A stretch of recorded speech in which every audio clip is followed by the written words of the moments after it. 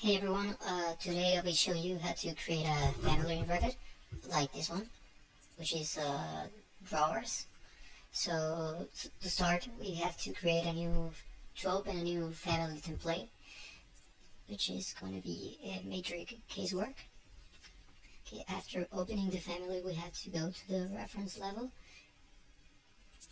and to the front, and then we have to create new reference planes for the edges of the panels.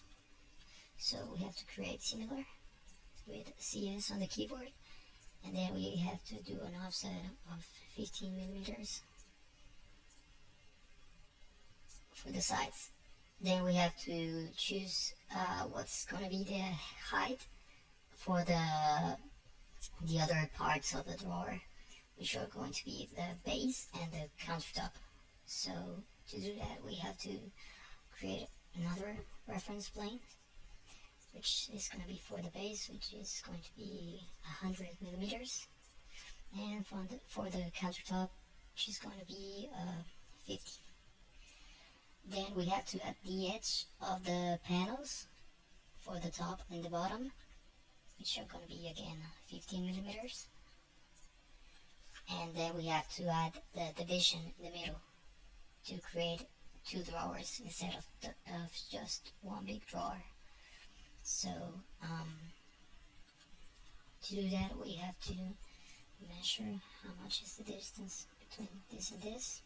750, so we have to create another reference plane right in the middle. So it's going to be an offset of 375 to the top. There it is. And then we need to add the width of the division of the drawers. So we have to create another reference plane, which is going to be half of the width of the panels that we already added. These ones were 15 millimeters, so we need to do an offset of 7.5 millimeters. Okay, so we need to make these dimensions equal. And we're going to change the scale just to see better the dimensions, and then we're going to make this equal. And then we have to log these two reference planes to the one in the middle, so they don't move, so they move accordingly to the dimensions of the parameters. So we need to add this and this here, and then we need to log each of these dimensions. Okay, and then we need to give this a parameter for the edges of the panels. We can delete this one, and we can create a parameter for this, which is going to be panel width, and then we add that parameter to the other dimensions. Let's move this a little bit to the left. After that, we have to check the parameters are working. Let's say 15. They're working. Okay, so now after that, we need to do the reference planes for the door, for the drawers, for the panels of the drawers, which are gonna be here. This is the front reference plane, so we have to use this side instead of this one. Okay, so we do an offset of 15 to the inside, and then we do another one on the back of the cabinet, so we have a panel on the back. So after that, we can start creating another parameter here.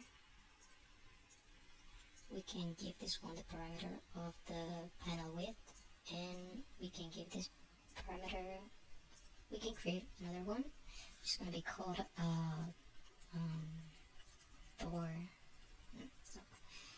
front front panel width.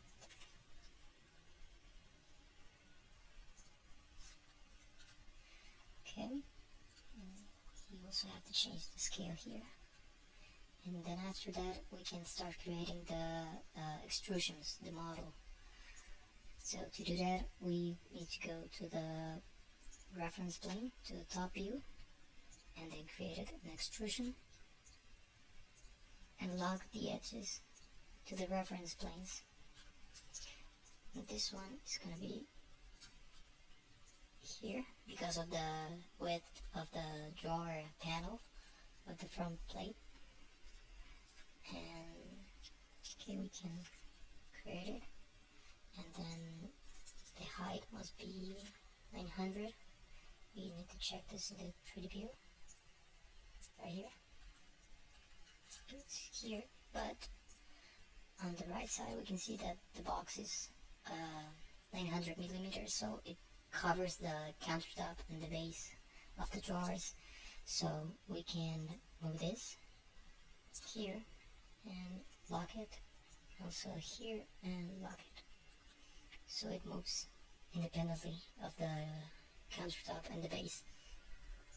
Okay, now we have to create the volume of the countertop and the base. We also are going to do that on the floor plan view or the reference level, and we're gonna lock this. This is gonna be the base, so the extrusion is going to start at the level 0 and finish on the level 100. Let's check it's working, and then we need to create another for the countertop.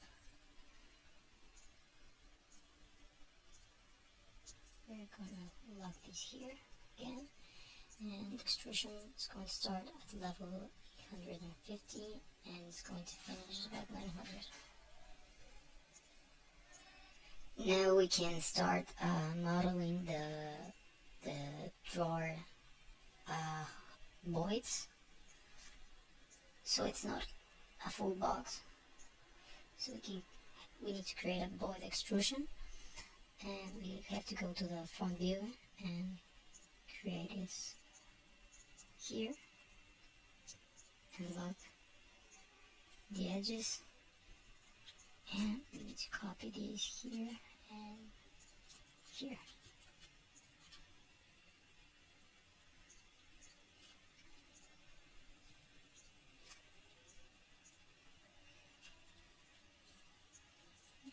To lock the edges here.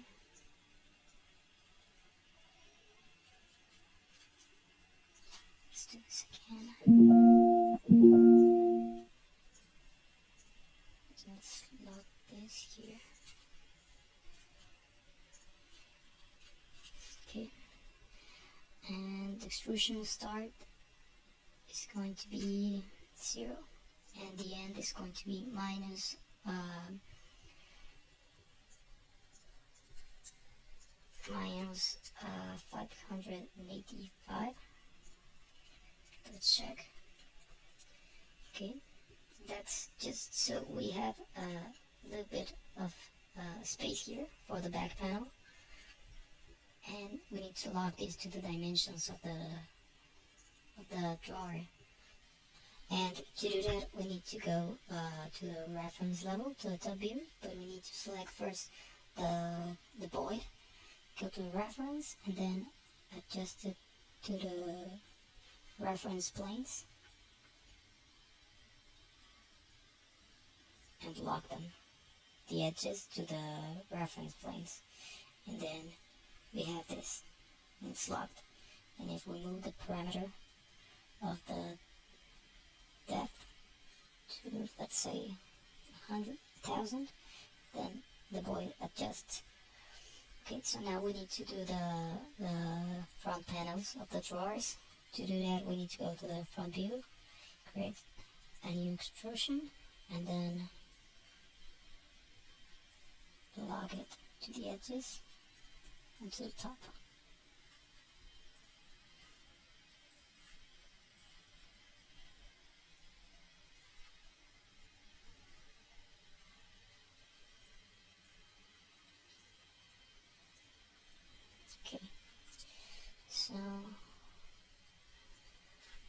times 15, and then there's the front panel of the drawer.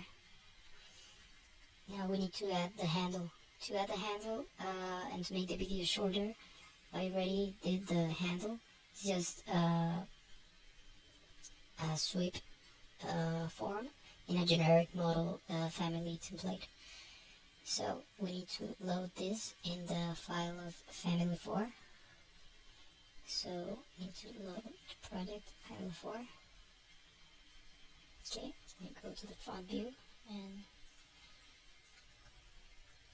let's lock this here. And then we create another one here. And then we also lock the dimensions to 40.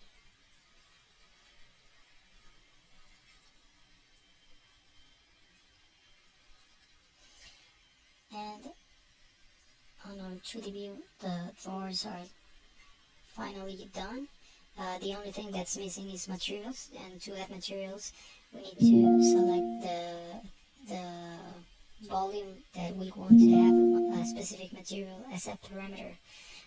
In this case we select the countertop and click this box right here and add a parameter countertop material, and another one for the doors. Drawer panel material.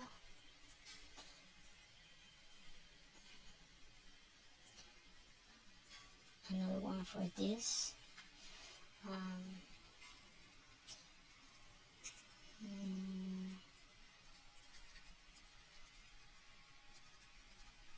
Side panels material,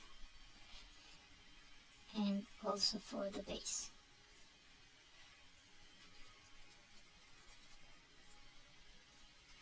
Okay, so now we go to parameters. Let's select the textures mode of visualization, and then the base is going to have a paint. Let's use this one. Use the render appearance, and then apply, make change. So we can do individual materials for each element of the family. So that's how you create a family in Revit.